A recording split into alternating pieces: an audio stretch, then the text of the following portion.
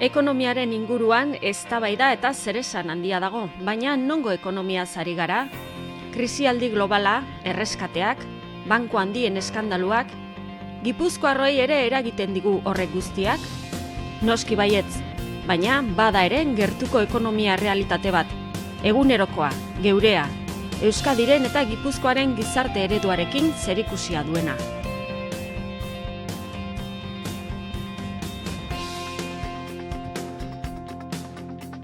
Euskadiko eta Gipuzkoako ekonomiaren oinarria industria da. Industria lehiakorra. Enpresa txiki eta ertainek osatu dute aspalditik Gipuzkoaren ekonomiaren ehuna. Enpresa horiei esker, Gipuzkoako jendartearen ongizateari eutsi ahal izan zaio.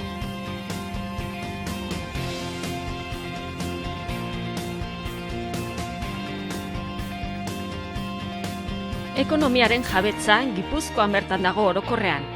Horri zor diogu neurri handi baten, deslokalizazioak eragin txikia eduki izana Gipuzkoan. Izan ere, enpresa gehienak familiarrak edo kooperatibak dira, lurraldearekiko konpromisoa erakusten dutenak. Azken urteotan, Gipuzkoako enpresek eta erakundeek berrikuntzaren, ikerkuntzaren eta garapenaren aldeko apustua egin dute. Ez bakarrik ikerkuntza zentroetan, baita enpresetan bertan ere. Eta enpresen, erakunde publikoen eta ikerkuntza zentroen arteko lankidetzari esker gauzatu da apustu hori.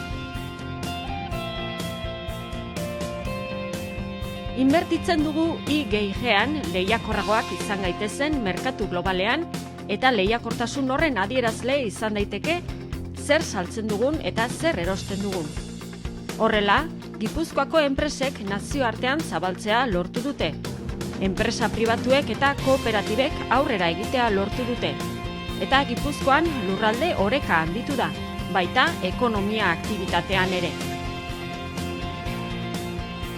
Ekonomia horren oinarrian, Gipuzkoan oso sustraituta dauden balio batzuk daude. Industria tradizio bat, herritar askoren konpromisoa, ekintzailetasuna, eta Gipuzkoar enpresaburuek zein kooperatibistek izan duten bizioa eta gizarte erantzukizuna. Langile kualifikatu eta konprometituak, gauzak ondo egiteko jarrera, seriotasuna eta ahaleginaren eta profesionaltasunaren kultura. Hala ere, etorkizunera begira oraindik ziurgabetasun handia dago. Gizartea bera aldatzen ari da, eta ekonomiak horri erantzun behar dio. Erronkak handiak dira, nazioarteratzea, lehiakortasun eta eraginkortasun exigentzia handiagoak, estrategia beharrak, elkarlana, ikerkuntzaren aurrerakada, garapenari etengabeko bultzada eman behar izatea, alor berriak, ekintzailetasuna sustatzeko beharra. Etorkizuneko erronka horiek aztertzea eta horiei buruz hitz egitea beharrezkoa da. Gure ekonomiaren protagonistei hitza emanez eta Gipuzkoarrak protagonista eginez.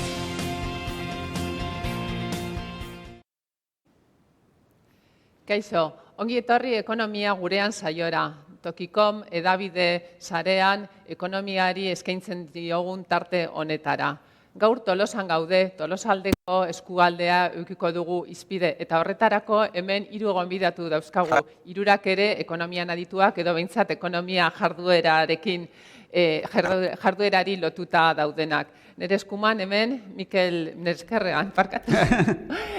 Navarro, orkestra lehiakortasunerako Euskal Institutoko ikertzailea, kaixo eta ongi etorri. Egunon. Bere ondoan Gorka Erranz, Irizar taldeko lehendakaria, ongi etorri zu ere bai, Gorka. Mila esker. Eta bere ondoan Jokin Arrospide, Mahala enpresaren sortzailea, ongi etorri zu ere bai, Jokin. Eskerrik asko gurekin egoteagatik hemen. Egunon guzti bai. Hemen Tolosaldean gaude esan bezala, Tolosako kulturretxe honetan, eta hizpide izango dugu gaur baiara hau.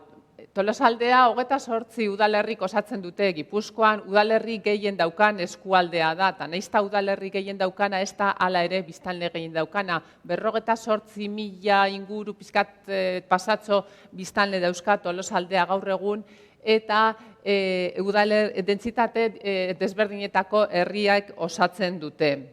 Baur, apur bat eskualde honetan zentratuko gara, eta hori izango dugu izpide. Lehenengo Mikel, zuek lehiakortasuna aztertzen duzue, nola ikusten duzue Baiara hau lehiakortasun maila, ze neurgailu edo, ze aldagai dauzka agertzen ditu zuentzako? Bueno, lehiakortasuna bi aldetatik ikus daiteke. Alde batetik emaitzei begiratuta, zuk esan dezakezu, lurralde hau lehiakorra dan edo ez. Emaitzak zein, buruko errenta. Zenbat errenta handiago izan Baiaran, biztanleko, orduan eta lehiakorragoa izango da. Horri begiratzen baldin badiogu, Tolosako eskualdea Gipuzkoako bataz bestekoaren gainetik dabil. Eta ja, berez, Gipuzkoa Euskal Autonomi Erkidegoko bataz bestekoen gainetik dago, eta hau alaber Espainia eta Europako batasuneko bataz bestekoen gainetik. Alde hortatik, ondo. Lehiakortasunari begiratzeko bigarren modua da, lehiakorra egiten gaituzten faktorei begiratzea. Eta hala egiten baldin badugu berriz, ez dugu halako gauzarik aurkitzen. Begiratzen dugu Baiaran eta ikusten dugu, ez dagoela puntako sektorerik, hola teknologia handiko sektorerik, begiratzen dugu enpresei, eta enpresa traktore hundirik ez dago, beste Baiaratan bezala. IG egiten duten enpresak ere, kopurua txikiagoa da. Biztanleen kualifikazioa, bataz beste, bajuagoa, Gipuzkoakoa baino. Orduan, halako harridura sortzen da. Nola lortzen da halako errenta maila altua, biztanleko, baldintzak hoe baldin badira. Irtenbidea igual bi puntuetatik junditeke. Alde batetik errenta handiago izateko biztanleko bi faktore daude. Alde batetik renta gehiago sortzen duten personak lanean jartzea. Eta horri begiratzen baldin badiogu, landuren tasa Baiara hontan altuago da Gipuzkoan baino. Hau da, jende gehiago lan egiten du beste tokitan baino. Eta jende gehiago lan egiten duen ezkero, errenta gehiago sortzen da eta errenta gehiago banatzeko dago. Produktibitatea? Ez, produktibitatea hori izan diteke bigarren faktorea. Produktibitatean ez dago aparteko abantailarik. Orduan, abantailarik handiena, igual hortik etorriko zen. Eta bigarren puntuan nik esango nuke ere, halako sektore erakargarririk, orain arte behintzat, adunako proiektua anunziatu arte, ez zegoen. Itxuraz, papergintza bera, ez dirudi oso sektore erakargarria, baina sektore hori nahiko heldua eta hola asko izaten du buruan kutsatza. Soldata oso handiak ziren. Zergatik, beste beste makinari asko zuen langile gutxirekin. Eta orduan langileen negoziatzeko almena handiago zen. Eta orduan soldata nahiko altuak izaten ziren. Eta zu Baiara batean baldin baduzkazu soldata oso altua jartzen dituen sektore edo enpresa batzuk bestetatik tiratzen du. Orduan, nola dago lehiakortasun aldetik? Emaitzai biratuta oso ondo, lehiakor egiten gaituzten faktorei biratuta, hasieran ez da halako argitasunik ikusten. Zuk aipatu duzu, behar bada Baiaran ez dagoela enpresa traktore handirik ez da, baina adibidez zuek Gorka tradizioz, Goierrin egon zarete, eta orain adunan ere planta bat martxan jarriko duzue, orduan behar bada bilakatu zaitezkete Baiarako enpresa traktoreetako bat. Zer dela eta aukeratu duzue aduna, zerk eraman zaitue Baiara honetan ere planta bat zabaltzera? Saiatuko gea bai erreferentzia bat izatea baita Baiara honetan, bestean garen ez bero.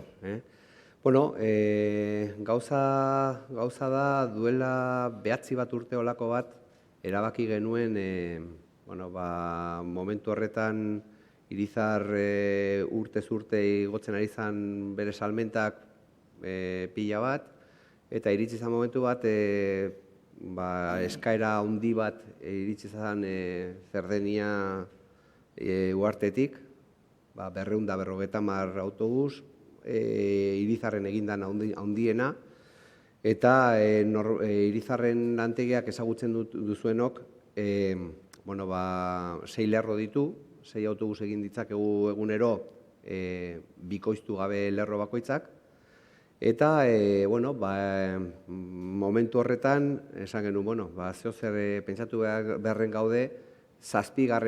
lerro hori betetzen ari ginelako, eta agian etorkizun motzan beharrak haunditzen joaten baziren ezkero, beste eraikin batzutan egin beharko genuke lana, ez?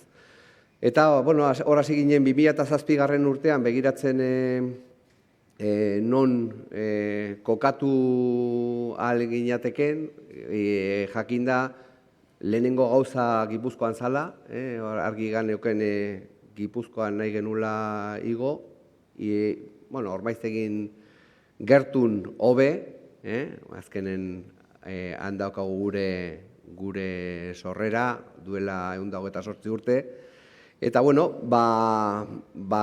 hasi ginen begira, eta, 2009 urte horretan, Europa bera, Espainia bera, Brasil bera, danak bera, salmentak erdira jetzi ziren, eta, proiektu hura utzi berra izan genuen, utzi aparkau berra izan genuen, eta, hasi ginen beste gauza batzukin, segurazki gero itzengo ditugunak, eta, 2012 urtean autobus elektrikoa zela eta, berriro, pentsatzen genuen apostu bazala, eta hortarako baita beharrak izango genituzkela terreno eta eraikuntza beharrak izango genitula, eta berriro paper guztiak mahai gainean ipini eta hasi ginen berriro aztertzen ze aukera genituen lehen eta ze aukera gehiago zeuden, ez?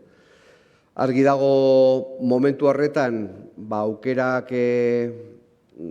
batzuk gehiago zeuden, eta beste aldetatetik, prezio aldetik beste egoera batzutan.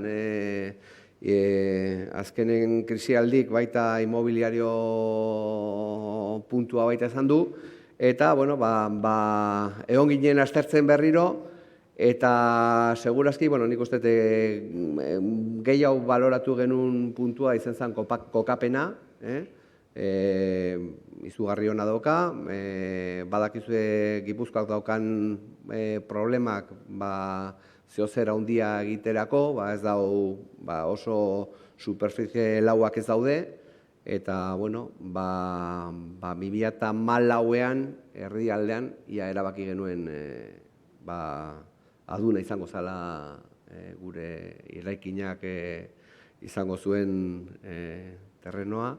Eta, hor gabiltza lanenia, martxoak 20 hasi ginen ia lanean, eta, berre lortu dezakegun gure misioa, puntu bat enplegua sortzea dela, eta, nola ez hemen, Gipuzkoan eta eskualdean. Pizka bat zuek hitz egiten zabiztena, bai Mikelek eta bai Gorkak hitz egin duzue batez ere bigarren sektorearen gainean, ez da industria bera da Baiara honetan, eta oroar Euskal Herrian pisu gehien daukan sektorea, baina zu Jokin zu gehiago ezagutzen duzu lehenengo sektorea eta hirugarrena orain baita ere, ez da? Nekazaritza eta baita ere komertzioa, ostalaritza, zure jarduera, mahala, enpresaren jarduera hor oinarrituta dago. Nola ikusten dituzu sektore horiek? Bueno, hasiko naiz ni esplikatzen atzetik aurrera igual. Ostalaritza,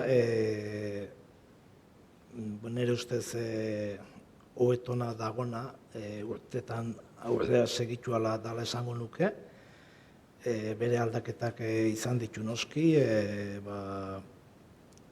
immigrazioak izan duen eragin edala, bertako jendea preparatzen ari dan bezala lana itea ez du hain gustukoa igual olako lanetan. Nabaritu dana da nekazal gune ingurutan, herri txikitan da pena handi bat dau, ostalaritza itxita dago latoki askotan, leheno herritako tabernak, esan nahi dut, eta hori pena handi bat da. Komertzioi buruz, ni pentsatzen dut, komertzioi kalte izugarriaz zentro komertzialak egin diela, hemengo komertzio txiki, horre hauek daukan ahalmena jendea bere ganatzeko, batetik bestetik erosketak egiteko, eta komertzio txikie nik uste gelditu dela pixka beharren espezializazio bat edo zerbait gehiago lehenago beharretzuna aportatu behar du, ez? Eta gero lehen sektorea zatituko nuke bi arlotan, bat lehen sektorea soilik eta bestea transformatzen duena. Eta nik usten dut, hor transformatzen duenak ematen dio nolabait auspoa produkzioari. Ze soilik produkzioa jotzen bada, hau da, lehen sektorea dana oso egoera larrian dagoela esango nuke. Batez ere nere garaia, baina usten dut ze handi bat izan dela, aldaketa handi bat izan dela Europan sartzearekin, ez? Europan sartzearekin hor politika aldatu zen, Europa behar zaukana, zan nolabait kontrolpen eukitza sektorea esango nuke laguntza batzun, sosa batzun truke, batzu iruditzen zaie hoi asko dela, baina kontutan hartu behar du jendek gure produktuak ze balore dauken, ez? Balorea oso baxua emate zaio, eta orduan lehen sektorea dago laguntza menden neurri baten, eta estrategi batzun mende esango nuke. Hoi, Europan sartu ginenen, 80. hamarkada, 80 hor gero hemengo aintarik erabaki batzuk hartu zituen, nola izan behar dutezun, diseinua egin zuen, nekazaritza batzu gutxi nahiko ziela produzitzeko, eta gehiengo bat sobera balego bezala, ez. Eta hori nik uste izan da, oain ikusten nahi dana, akats oso larri bat izan zen hori, ez. Ze baserritarra ez da egun baten da bitan egiten. Oain toki askotan haitzen den bezala, nola sortu behar ditu baserritarrak. Baserritarra artelan bat, eta gure garai eta aurreagokok ume-umetatioken bizitu zuena, eta hortioken zenbat baserritar ezagutu ditu nik ere, eta kaleak behar izan duenak, motivazio ezagatik, momentuko egoerak ez zitulako onartzen esango nuke, ez? Eta hor, etorriga, gutxi gora bera, 10 banin baginen bat izatea, ez? Eta bat hori ere, nahiko egoera asko, nahiko suzesio gutxikin izango nuke, baserrian bertan. Eta, egoera pixkat, hola da. Ikusten duzu. Ikusten dut. Bai, hemen ikusi dugu lehenengo sektorea, bigarrena eta hirugarrena zuk aipatu duzu baita ere industria sektorearen barruan papergintza, eta orain bideo bat ikusiko dugu Voice Paper enpresaren ingurukoa. Tolosaldea garatzen duela 23 urte sortutako garapen agentzi bada, eta bere garaian sortu zen eskualdea krisi sakon batean murgilduta zegoelako. Bere helburua eta bere xedea azken finean da eskualdean enplegua sustatzea. Eta horretarako bide desberdinak jorratu izan du dira. Bai ekintzailetasuna bere lanpostua sortzeko prest dagoen jendearekin, enpresa sail bat dauka eskualdeko enpresen lehiakortasuna eta maila hobetzen laguntzeko, badauka turismo sail bat nolait ere turismo alorreko eragileekin lanketa bat egiten duena eskualdearen sustapen turistiko egiteaz gain, badago migrazioa bezalako zerbitzu bat, kontsumitzaileei zerbitzu bat ematen zaie, eskualdeko udal guztiei ere zerbitzu bat ematen diegu. Orduan, azken finean laburtuz, esan den genezake, Tolosaldea Garatzeneko zerbitzu guztiak daudela pentsatuta edo daudela antolatuta bi ardatzen inguruan.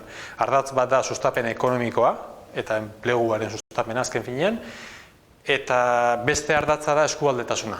Hau da, gure eskualdeak bereziki konplexua da, 28 herrik osatzen dute, eta horre ikusten da, gurea bezalako erakunde bat oso plataforma egokia dela eskualde mailako egitasmoak martxan jartzeko.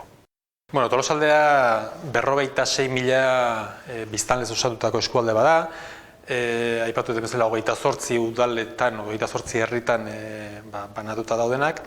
Esan daiteke eskualde hau dela Gipuzkoako eskualderik gazteena, hau da, demografikoki gazteen tramuetan portzentai handiena daukan eskualdea da. Lan merkatu hori dagokionez esan daiteke momentu honetan azkeneko 2 urtetako hobekuntzari esker langabezia 10%tik gora dagoela, 10,8an dago. 7 batetik abiatu ginean eta ibilik era 14 inguruan ere, hau da, hobekuntza bat ematen ari da. Gure eskualdearen egitura sektoriala edo ekonomikoari begiratzen baldin badiogu, esan beharra dago eskualde industrial bat dela, nabarmen. Gure lanaren, gure enpleguaren 40%tik gora industrian dago gaur egun. Industriaren barruan, nabarmentzekotan sektoreren nabarmenduko genuke sektore metal mekanikoa. Hori da, nolabait ere, beste guztien gainetikan agerian geratzen dena. Azkenean, bere garaian papergintzaren sektore auxiliar bezala sortzen joan ziren haiek, gaur egun beste bide batzuk jorratuta gero protagonismoa bereganatu dute industriaren barruan. Industriaz aparte, alare, nik uste aipamen berezia merezi dula merkataritzak. Gure eskualdean merkataritzak eta ostalaritzak suposatzen dute enpleguaren 20%tik gora. Eta hori asko da. Ikusten da, nola ere, batez ere txikizkako merkataritzako oso sare potentea daukagula. Euskadiko, seguruna indartsuenetakoa. Eta baita ere, merezi du aipamen berezi bat, lehenengo sektoreak. Lehenengo sektorean, nahiz eta beste biekiko pisu txikiagoa izan, eskualde honetan daukan pisu erlatiboa beste eskualdetan baino handiagoa da. Orduan, zentzu hortan ere, horrek adierazten du pixka bat, baita ere zein den gure jatorria eta zein den gure izaera. Sartzen baldin bagera pixka bat gure eragile ekonomikoetan, ikusten duguna da, gure enpresen 93% mikroenpresa dela. Hau da, 10 langile baino gutxiagokoak direla. Eta ia guztiak dira hornitzaileak, hau da, amaitutako produktu oso gutxi dago eskualde honetan.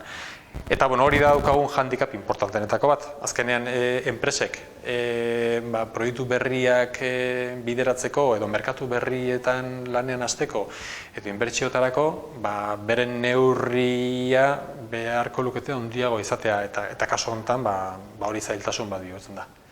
Hori egungo egoeraren argazkia. Guk Tolosaldeari begira, garapen agentzitikan eta Leiberritikan identifikatuta dauzkagu zenbait erronka. Horietatik nagusiena izango litzake lankidetzarena. Ez da gurean bakarrik ematen, baina gurean ere ematen da. Lankidetza 3 zentzutan. Lankidetza publikoa, hau da, eragile publikoen eta udalen arteko lankidetza ezinbestekoa da. Sustapen ekonomikoari begira, gurea bezalako eskualde batean, eskala minimo eskualdea da. Udal mailean sustapen ekonomikoa ez da eraginkorra, gutxienez eskualde mailakoa izan behar du.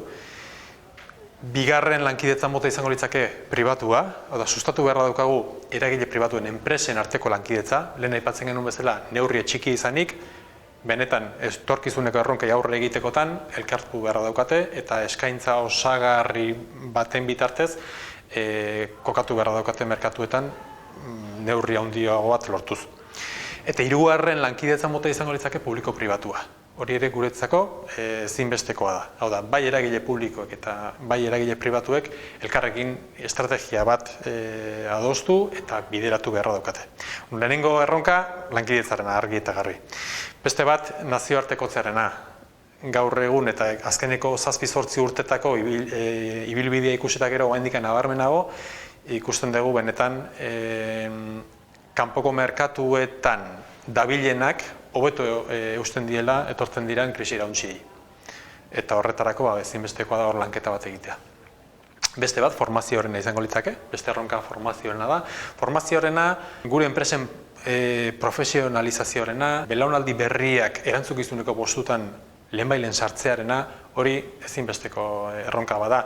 Azkenean, inoiz egon dudan jende gazte kualifikatuena daukagu eskuartean, eta hori lehenbailen sartu beharra daukagu gure enpresetan.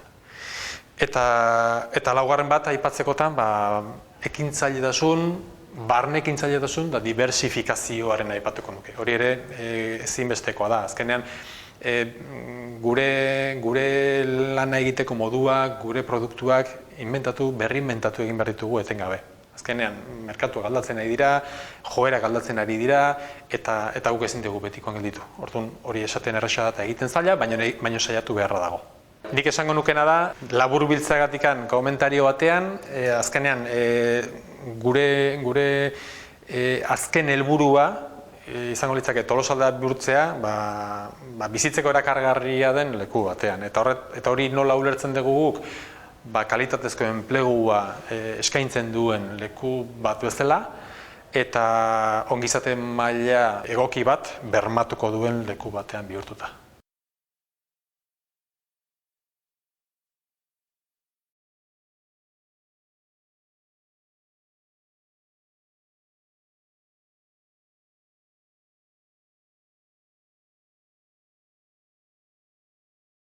Zuenak zeintzuk izango lirateke aldagai horretzek? Bai, neri burura etortzen zait mozkorraren txistea.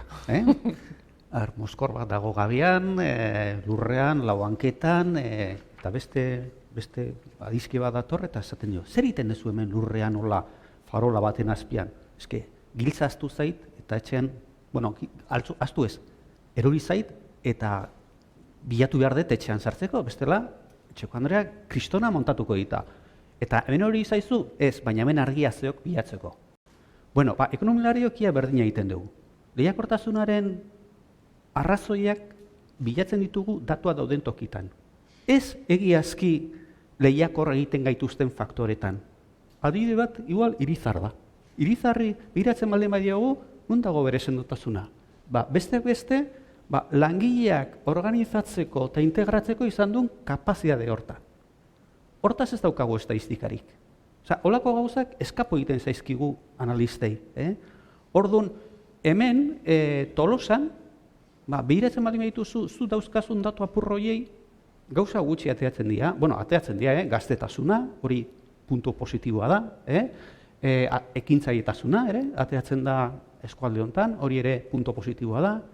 Lanbide heziketako jendea formatua, hori ere positiboa da, gaur egun Industria 4.0 eta industrian aritzeko, baina klasikoetan ez da ateratzen.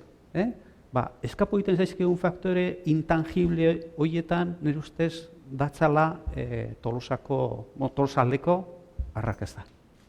Nik ez dakit, Jokin, zuen kasuan ere faktore intangible horien ondorio bat etedan zuen enpresa, zuek 20 urtean sekulako saltoa egin duzu, ez da, baserri batetik, esnea saltzetik, zentraletara saltzetik, egiten duzu orain ekoitzi, eraldatu, eta zuek ere merkaturatu, hor ikaragarrizko salto egin duzue 20 urtetan, da gainera garapen agentziakoak ere esan digu, momentu honetan Tolosaldean bereziki zuen sektoreak, lehenengo sektoreak daukan garrantzia, ez da, segurazko beste baiara batzuetan, baino garrantzia handiagoa dauka. Ekintzailetasunaz ere, aipatu du Mikelek, nola bizi izan duzuzuk ekintzaletasun hori, zure esperientziatik, ez da, nola ikusi duzu? Ez dakit,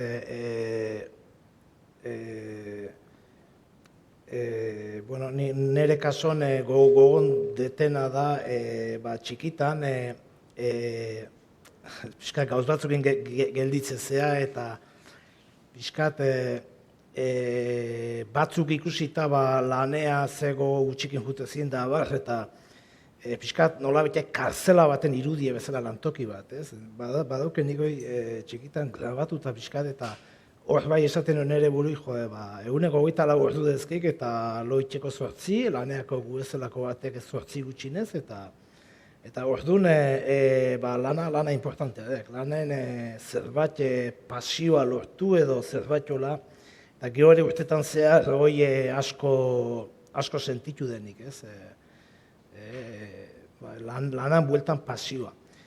Eta, holaxe denbora junala, 20-21 urte hola, baserrein txikitan da beti danik, formazio justukoa,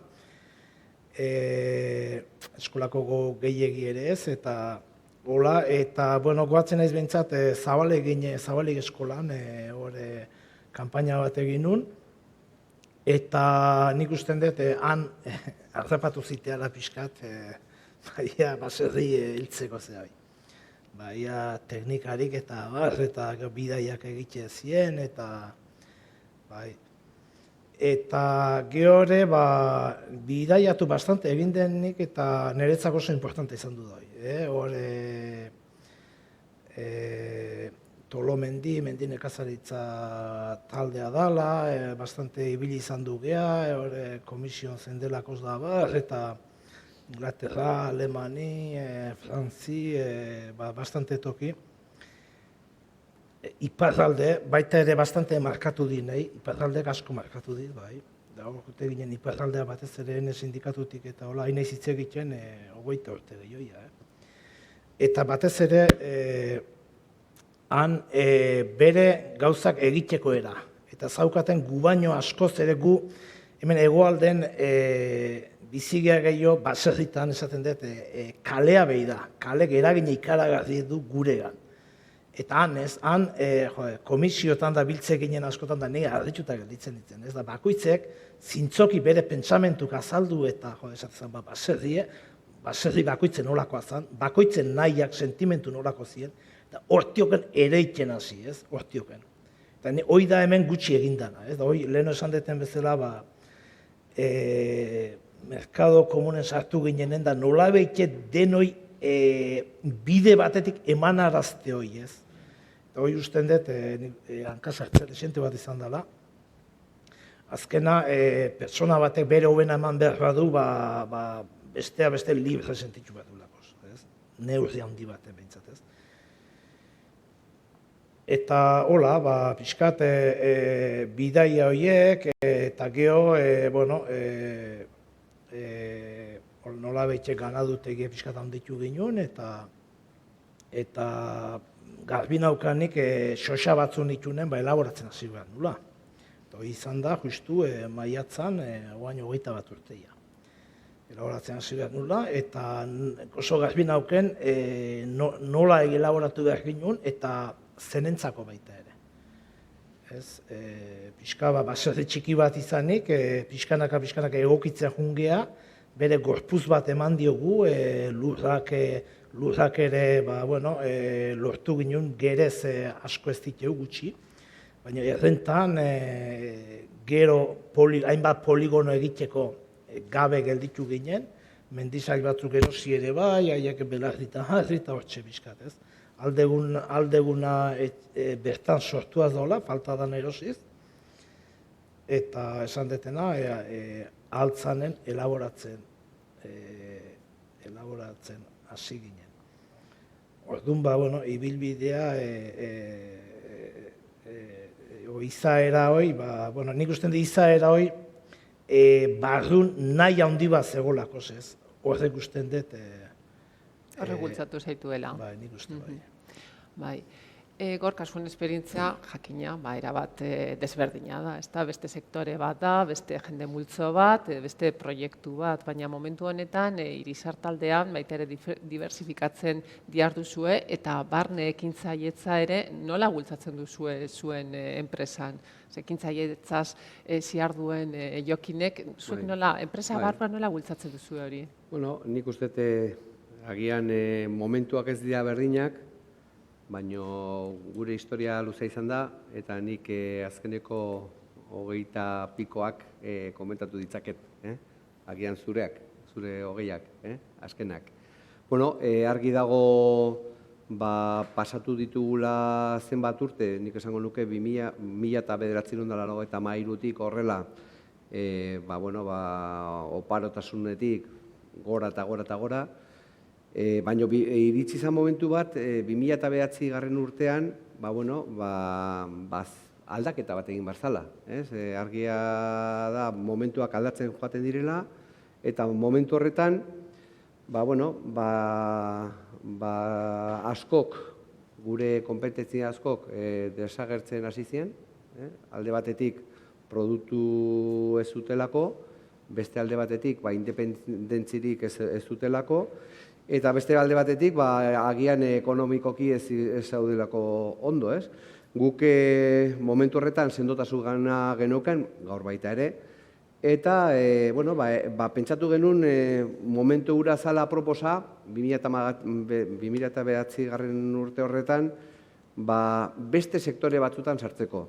Ez bakarrik autobusak, baizik eta beste sektore batzutan. Eta hola hasi ginen, poliki mantxo potentzial zeukaten sektoreak aztertzen, hemen Euskal Herrian baita, bazeon ia belaunaldi batzuk ia aurrera, jendeak agian edadekin, enpresak kontinuidadea, posibilitatea batzuk ez, usteko nahian, guzti hori aztertu genuen, eta horrela hasi ginen, ia 2009 bukaera hortan, lehenengo sektore berri batean sartzen, energi arloan hemen gertu lasarten, GEMA, azkenen pentsatu genuen potentziala zuela, eta baita beste baldintza batzuk diversifikazio horretan behar zituztenak betetzen zituna. Alde batetik teknologia zuen, hemengoa, agian kanpora irten gabe, gure esperientzia agian eman genezakiola kanpora pasoak emateko, beste alde batetik gure misioa aberastasuna eta enplegua sortzea zen, uste genuen sortu zitekeela, eta lehenengo abentura hori, azkenen energia arloan hasi ginen. Gero komunikazio arloan sartu ginen beste enpresa batean, gero motorak eta Bizkaia alden ferri eta bukentzat eta extraktores de petróleo, zenbat sektoretan daun enpresa batek hor baita sartu ginen. Joan ginen poliki beste sektore batzutan potentziala zutelen sartzen. Baina kontuan izan da estrategia ez zegoela urgentzirik, eta poliki eta bide hortan gaude, ez da bukatu, enpresa mundua etapak dira, eta etapa bakoitzean aztertu behar da zintzu dien hartu behar dien erabakiak, eta horrela etorri zan baita ere ia elektromugirkortasun horretan sartzea, eta hor daukan mundua oso zabala da, eta hor baita segurazki irtengo direla diversifikazio arloan aukera berriak. Beraz, poliki egiten behar duzue ibilbide hori, sektore berrietan sartzeko, diversifikatzeko, teknologia berriak, pentsatzen dut berrikuntza ere sartzen ibiliko zaretela. Horretan, horrek eragiten dio, jakina pentsatzen dut aurrera egiteari, enplegua sortzeari, aberastasuna sortzeari. Hori da, guk guretzat enplegua oso importantea da, azkeneko nik esango nuke 7 urtetan, Irizar hemen, Mikelek hobeto jakingo du ni baino, uste 2016an lortu deula PIB-a mantentzea krisialdeokoa aurrekoa eta oraingoa, gure kasuan hemen 30% igotzea lortu deu, eta pertsonak krisi aurretik Irizar taldeak Euskadi mailan 700 pertsona zituen gutxi gora bera, eta orain 1200. Beraz, hazkunde importantea, ez bakarrik enpresa berriak sortu direlako, baizik eta baita gure sektorean aurrerako pasoak ematen ari garelako, eta hor irten dira produktu berriak, eta 700 pertsonatetik Irizarre autobuseak egiten ari zirenak, orain momentu honetan kasi 1000 gaude. Aurrera. Mikel, datuak orduan Gorkak esandakoak izango lirateke, ez da krisi aurreko 2008ko datuak, eta orain 2016an atzera berreskuratu ditugu krisi aurreko kopuru horiek, edo nola ikusten duzu ez? Berreskuratu dugu produktua. Barne produktu gordina, orain lortzen ari gera 2008an genduna, baina ez enplegua. Enpleguan, oraindik desente falta zaigu, enpresa batzutan noski ahontua, baina enplegu asko galdu dugu, eta aurreikusten da 2020rako igual iristen gerala orduan izandako enplegu mailara. Askotan hemen aipatzen da industria eta industria helburua 25%, niretzat ezinezkoa da. Hau da, industria ekonomiaren bizkarrezurra da. Eta industria baldin badezu, horrek tiratzen du zerbitzuetatik, industriako lanpostua alokairu handiagoko lanpostua da, beste hemen Baiaran industria gehiago dago, horrek ere esplikatzen du errenta maila altuago izatea, IGIG gehiago egiten da, gehiago esportatzen. Hau da, industria sektore klabea da. Baina industrian berrikuntzak sekulakoa dira, produktibitatea asko handitzen da, eta orduan berdin egin dezakezu jende gutxiagorekin. Eta bestalde, enpresa joten dira gauzak externalizatzea. Lehen, dana enpresan egiten zana, gero transportea. Igual lehen, enpresak bazukan bere transporte flotea. Hori orain, kanpoan erosten du normalean, edo enpresa diferente bezala kontabilizatzen du. Lehen transportista zana kontabilizatzen zen enplegu industriala. Orain ez, orain ja kontabilizatzen da zerbitzuko enplegu bezala. Orduan, industrian, ni duda egiten dut lehen gendun mailara bueltatuko garenik. Eta Eusko Jaurlaritzatik eta holako helburua jartzen dienean, enpleguaren niretzat inglesez esaten duten bezala wishful thinking, hau da, ametsak. Euskaraz uste esaten deula txerria eskurra amets, horako zerbait. Bai, orduan, Jokin, Mikelek aipatu du industrian berrikuntzak daukan garrantzia, eta industriak gure Baiara eta gure gizartearentzako daukan garrantzia baita ere. Zuek abiatzen zarete, zuen sektorean jarduera tradizional batetik, eta pentsatzen dut horri gero berrikuntza etengabe aplikatzen ibili beharko duzuela. Nola aplikatzen duzu berrikuntza hori, eta gero jasangarritasuna baita ere, hor beste kontzeptu bat, nola lotzen dituzue kontzeptu biak? Berrikuntzak, ez dakite nire historia zaluz, berrikuntzak ezautu dugu baserrie, traktorai gabe kudeatzetik ezautu dugu. Ni neuk ere oso txikien itzela, eta gurasoak ere kalen saltzen zituen esnea eta barazkik eta astoakin, hori ez dut, nik begitan ez dut, baina ni jaiota gero ere egina bai. Eta, hor sartu zian traktorak eta makinaria batez ere ez, lurra mugitzeko, geroago ja ni hasi nintzen aktibidaden ikilu berritu, teknologia sartu zen, ez? Behia jezteko, eta, elaboratzeko. Dena den guk teknologie hoi erabiltzen dugu, baina aldan euren gustatzen zaigut tradizioa mantentzea. Batez ere, produktuan bidea izan dezan nola betikoa izan dana. Bestea beste gaina garbi izan da, gure merkatua dago, ez industriak egiten duna egitea, baizik eta guk gure freskotasunen eta gure eraldatze ahalik eta naturalena eginez. Orduan, erabiltzen gauzak dudigabe sartzen egia, baina parametro ze horietan, justuko horietan, ez? Eta, gero, baserriak beti izan du jasangarritasuna edo hori, norbaitek izan badu baserriak izan du hori, ez?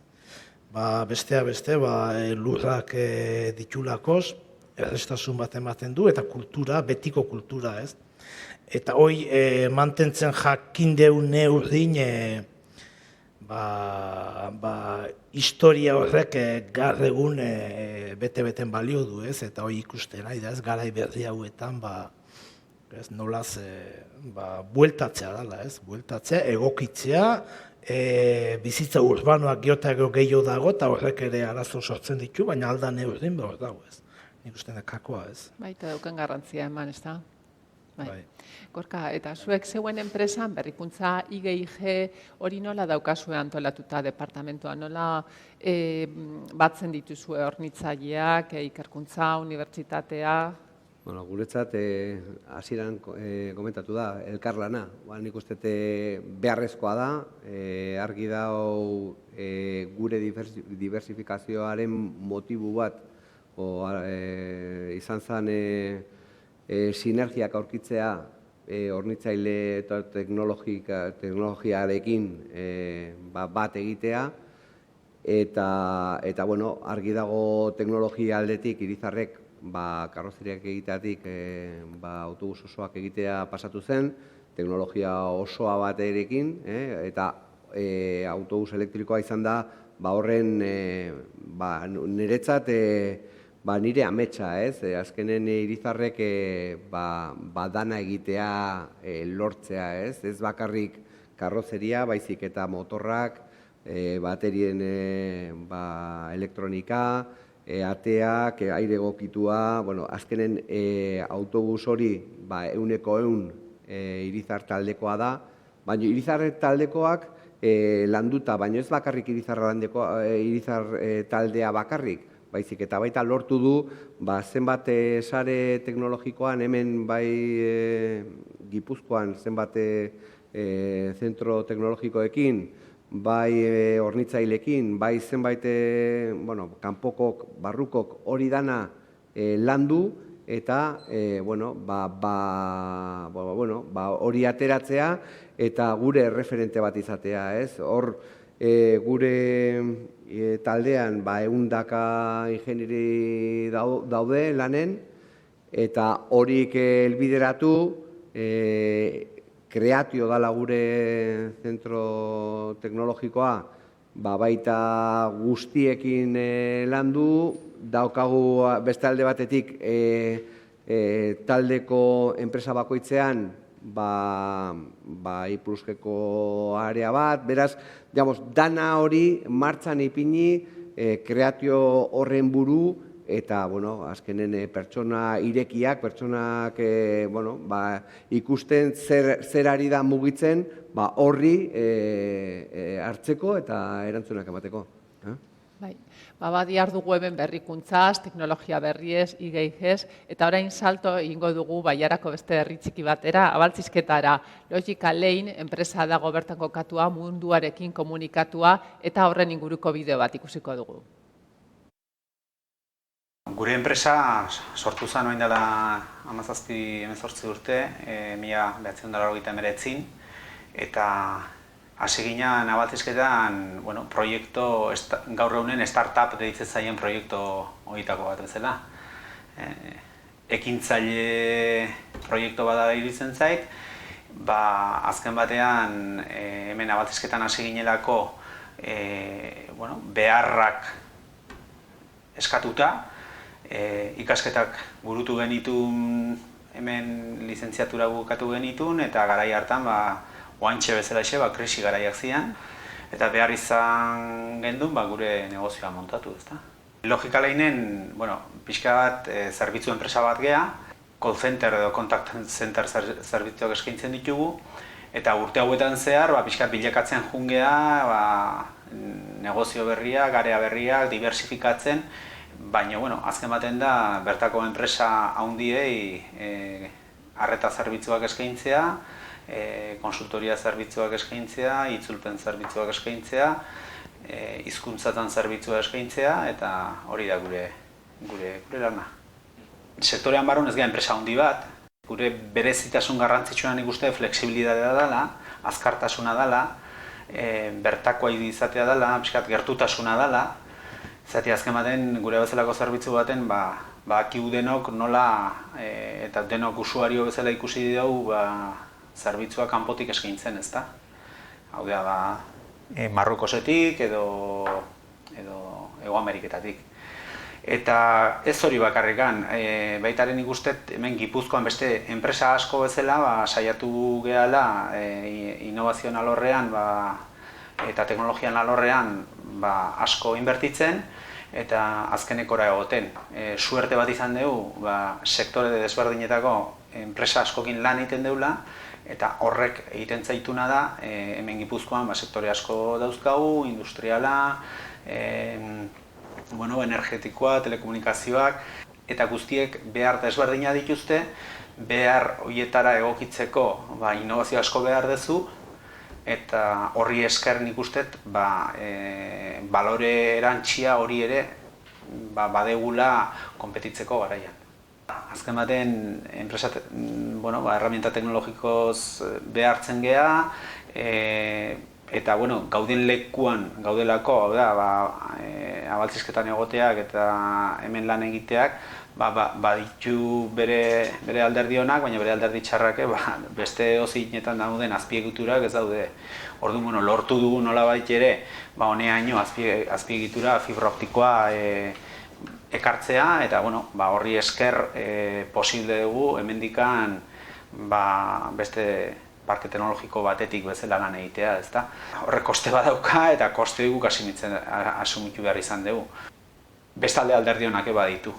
Azken baten parke natural batean gaude eta hemen lan egitea badugu bere alderdi hona.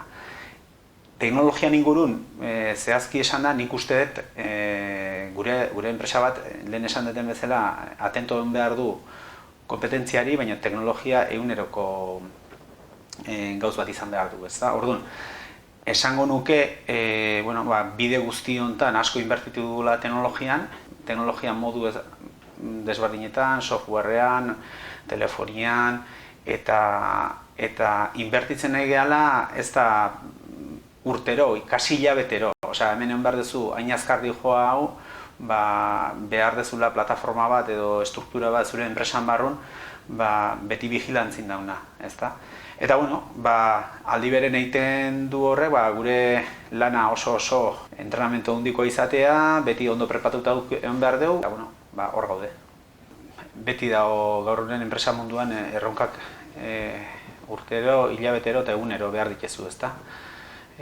Azken baten gu gainea enpresa bat geha personak lan egiten deuna, 122 langile geha, eta hemen motivazioa mantentzea da gure erronkarik handiena eta jendea gustua egotea. 17 urtetan lortu dugu enpresa bat sortzetik, 2 langile izatetik, 120 langile izatea, abaltzizketan enpresa bat olakoa edukitzea bertarako aberastasuna sortzea, eta lehengo urten eman ziguten Gipuzkoako enpresa zerbitzu hobena, ez da, premioa Gipuzkoako ganbarak. Nik uste hor fase bat bukatu zala, eta beste fase baten hasten geha. Eta fase hori ilusio handiakin, asuntua da bakoitza bere kontua lan egitea, eta nik uste erronka polit bat dela, eta gure erronka ere izango da, inguruan ditugun gazteak, eta nahi badute enpresak sortu, enpresak sortarazten laguntzea. Erronka nagusia, nik uste enpresatan beti terminologia bat erabili izan deula, beti bankuekin lotutako terminologia horremeste gehiago hazi behar dugu, horremeste gehiago fakturatu behar dugu, eta hainbeste gehiago izan behar dugu, eta internazionalizatu behar dugu, ez dakin noaino. Eta, ez da hazkuntza izan behar du ondorioa, eta internazionalizazioa izan behar du ondorioa. Baina erronka gurea beste nagusi bat da konziliazioarena. Konziliazio gure enpresan 85% emakumeak dira. Gaude gune batean konpetentzia handia dugula laboralki, beste enpresa batzutan baita ere lanpostu onak daudelako. Eta gu kompetitibo behar dugu hor eginez, nolabait konziliazioa, jendeari lanerako aukerak emanaz, jornadak aukeratzeko, ordutegiak segun eta zer lan postutan dan aukeratzeko, eta bide hortan benetan sinisten dut, eta sinisten dugu. Esaten da conciliación laboral y familiar, baina nik uste dut beste bat lotu bertzaiola honi, eta da conciliación laboral familiar y formativo. Zati azken baten, geroz eta gehiago ikusten dugu, nola pixka bat enpresa eta unibertsitatea edo eskolen artean ze hori behar dela, Eta nik uste aukera eman bertzaiela gazteei lan egiteko eta formatzeko. Eta hor, gazteek mentalidade horrekin datozte, gaina proiektok lan egin nahi dute, eta guk enpresan erantzunkizuna da gazte horiei aukerak ematea hemen lan egiteko. Zergatik azken baten, nik uste asko esaten da jendea gaztea galdein ningo dutela hemendikan eta jongo diala ez dakit noa, baina ez dakit bilatuko duten hau baino leku hobei bizitzeko, guk hemen aukera ona jartzen baldin badizkigu laneako, eta konziliatzeko bere formakuntza, bere proiektua, bere motivazioa, nik uste hemen geldituko diala. Ez dute topatuko hau baino leku hoberik bizitzeko, ez da, esaldi txarra. Ikusiko dugu orain, hemengo, hau leku honetako, baita Tolosaldeko Bailarako kazetari baten galdera gure adituei. Andoainen abenduan egin zen ekonomia gurean solasaldian, Iparragirre Sagardotegiko Arantzak aipatzezun gastronomiari loturiko turismoa indartzen ari zela. Eta potentzialidadea handia ikuste zion. Zuek zuen aldetik nabaritu duzue alde horretatik halako gorakada bat eta sakondu beharko litzateke horretan, eta zehazki zuek ere ikusten duzue halako potentzialidade bat alor horretan. E-mobility egitasmo horietan, jabe mano edo proiektu bukatuak bezala aurkezten dituzue, eta dirudi, behar badan niri bururatu ez zait hiriguneko egitasmoetara begira gaudela, baina hori aplikatu daiteke gure bezalako eskualdetan hain orografia zailekin. Abenduko mahai inguruan ere aipatu zen sektore ezberdinez hitz egin zen, espezializazioaz ere hitz egin zen, hiritik gertu egotean, Andoain, Tolosa, Donostiatik gertu egotean, nahi gabe ere asko bizi gara hiriari begiraz, hangoak tira asko egiten du, ez? Orduan, alde horretatik ere eurohiria delako horretan ez dago hemen Bailarak eta pixkat ez hiri handi bat izan ez, denek batera taldean hiri modura funtzionatzen dugula iruditzen altzaizu? Hiru galdera, hiru gonbidatuentzako. Lehenengoa Jokin aipatu du kazetariak gastronomiari lotutako turismoa bultzatzen ari dela, gero eta indar gehiago hartzen ari dela. Nola ikusten duzuzuk sektore hori? Bai, bistekoa da, ez? Bistekoa da turismoak hazkuntza nabaria idula izaten, batez ere azken urte hauetan. Gure kason, egi esan ez dugu gehiegi, zerbait egiten dugu, baina ez dugu gehiegi lantzen zegu oso zentratuta gaude bertako kontsumoa zaintzen saiatzea. Eta turismoa nola bete da areagotik datorrena, ez? Bisitak eta eskatzen baditue posible den neurrina atenditzen ditugu. Onurak izaten ditu baita ere azokatan da, azokatan da antzematen da geotako turista gehiago mugitzen dela. Eta, gure ibilbidea arlotan hor mugatzen da pixka, momentuz behitzat. Zorionez ondo saltzen dugu bertako antzako egina gaude, pixka nahi hoi da, eta hoi da pixka. Hoi da zuena. Bai, eta Gorka aipatu du baita ere proiektu bukatuak edo jaben mano proiektu horiek behar bada gehiago pentsatuta daude hirigune handi baterako, gurean badaukate horrek irtenbiderik? Bai, nik uste argi dago hiriak baita ere zonatan zatitu daitezkela, beraz hiria handia o hiria txikia izan, azkenen lerro gehiago, autobus lerro gehiago gutxigo izango ditu.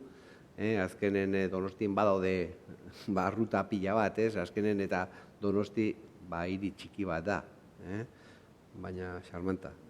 Azkenen lortu behar deuna da, behar da nahi erantzuna eman. Nola, infrastrukturaletik dana emanez, azken ez da infrastruktura egin kargak, elektrikoki egiteko kargak, ze puntutan, nola, aztertuz orain arte ohituta genden autobusak danak berdinak, eta ia hori aldatzen ari da, elektriko munduan ez da berdinen lerro bat igota jetxi egin behar duna, beste batekin, beraz soluzioak desberdinak dira, beste alde batetik ari dira irtetzen hiritan baita badaude zenbat beste behikulo elektriko batzuk, industrial batzuk, orain ez direnak elektrikoak, baina baita segurazki soluzioa eman beharko zaiela agian egin behar ditugun infraestrukturaekin, eta gero etxean baita lana, azkenen hiritan sartzea, eta sobre todo teknologi berri batekin, zerbitzua oso gertuko izan behar du, eta hor baita, azkenen hori guztia eta gero kontuan izan da, baterik daudela medio, eta hori oraindik nola joango dan merkatu hori ez dakigu ziur, momentu honetan bateriak normalean saltzen ari dira, beste batzuk alokatzen, ez dakit nola bukatuko dan merkatu hori. Azkenen, joango gara adaptatzen beharrei, bezeroek eskatzen duenei eta gure ahalmenei.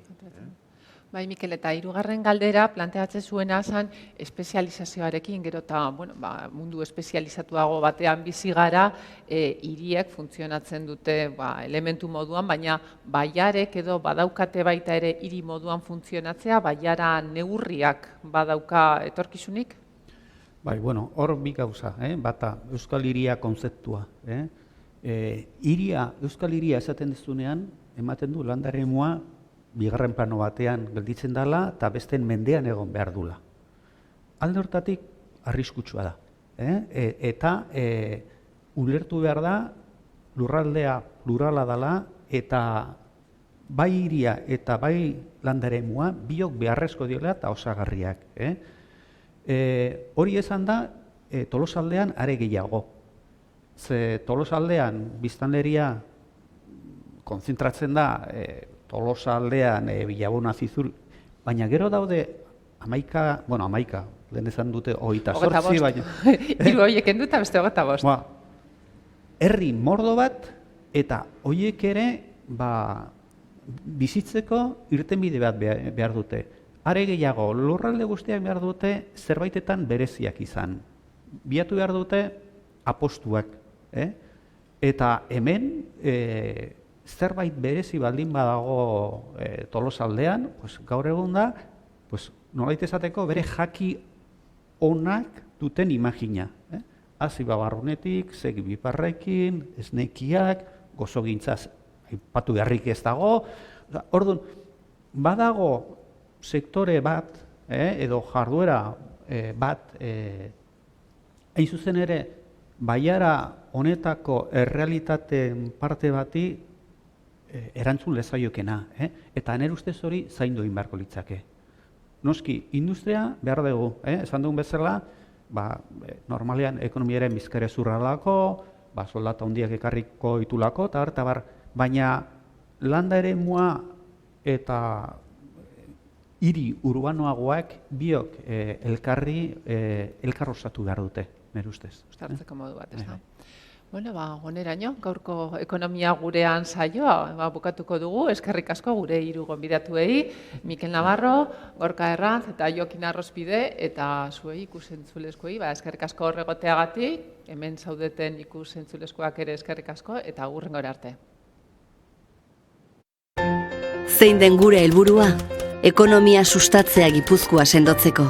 Gipuzkoak ezberdintasun gutxiago izan dezan. Horretarako jarri dugu abian ekonomia suspertzeko plana. 200 milioi bideratuko dira 4 alor hauetara. Industria, lehen sektorea, kultura eta turismoa, eta gizarteratzea. Lehen urtean zehar 50 milioi bideratu ditugu jada. Baina inbertsio hau ez da zifratan neurtzen, izena abizenetan baizik. Gipuzkoaren etorkizuna eraikitzen ari diren pertsonen izena abizenetan. Ekonomia suspertzeko planak aurrera darrai. Orain ekonomia, orain Gipuzkoa. Gipuzkoako Foru Aldundia. Bueno, orain zuen txanda da. Aukera daukazue, hemen gure mintzakidei edozein galdera, komentario egiteko. Inork ez du parte hartu nahi? Amen. Egunan. Bai, oso ondo. Tolosako alkatea naiz, lehenengo zorionak Tolosakoa. Zorionak mai inguruangatik oso interesgarria izan da.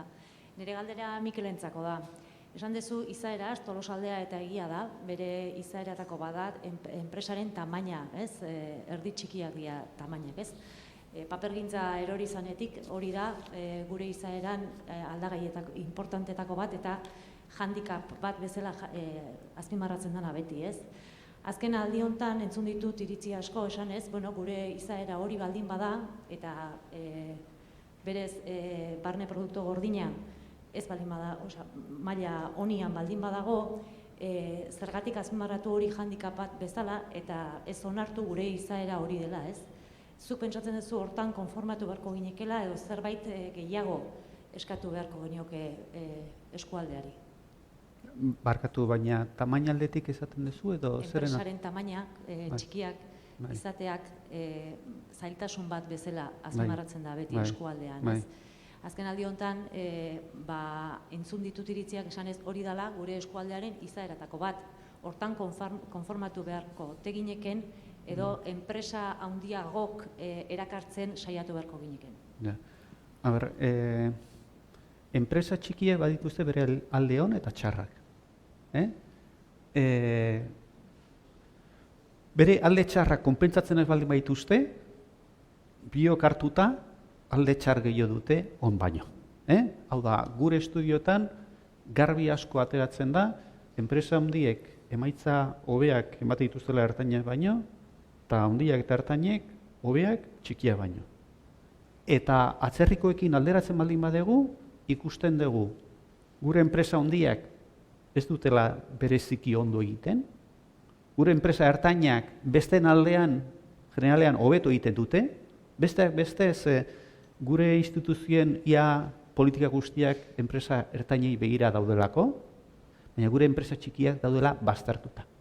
Eta ia inork ez dela kasurik egiten. Eta orduan, gaizki daude ertain eta handiekiko, eta gaizki daude kanpoko txikien aldean.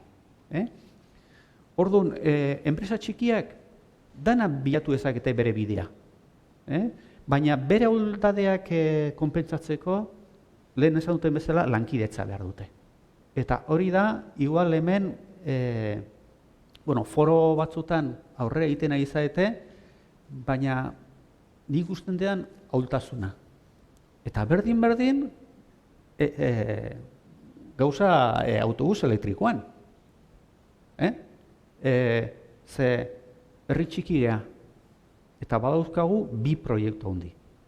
Bi proiektu handi, Irizarrena eta Kafena.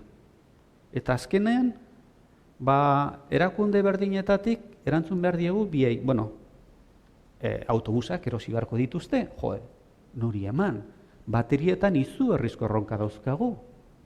Bakoitza bere aldetik ikertzen. Hau da, bakoitza bera izaten jarraitu lezake. Baina aliantzak eta lankidetza beharrezko zaigu. Bestela, jai daukagu. Ez dugu derrigorrez fusioetara edo bat egitera jun behar. Baina gure txikitasuna gaur egun, negozio batzutarako, ni malarena otu ulertzen dut. Zaten dute, ni gelituko naiz Euskadi merkatuan eta bereziki Gipuzkoako merkatuan. Bale? Baina Euskal Autonomia Erkidegoak guk ez daukagu energiarik, ez daukagu lehengairik, ez daukagu gauza asko kanpotik ekarri beharko ditu eta esportatu behar dugu. Orduan, esportatzeko eta mundu hortan aritzeko tamaina behar dezu. Eta tamaina zuk ez baldin badukazu, aliantzaekin bilatu behar dezu. Orduan, lehen esaten zutena, lankietzari lehentasun guztia ematea, nire ustez hori izan beharko luke nahita nahiezko printzipia, Baiara hontan. Tamaina, atzo behiratzen dituen berriro datuak, eta bai txikiago da, establezimenduko langile kopurua txikiago da hemen, ez dakit 4 langiletara edo iristen den beste tokitan baina.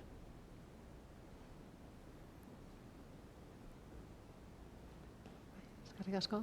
Beste galderarik? Euskinik ez? Berriro ere eskerrik asko zuei etortzeagatik eta gure hiru mintzakidei eta hurrengo arte. Hala, mila esker.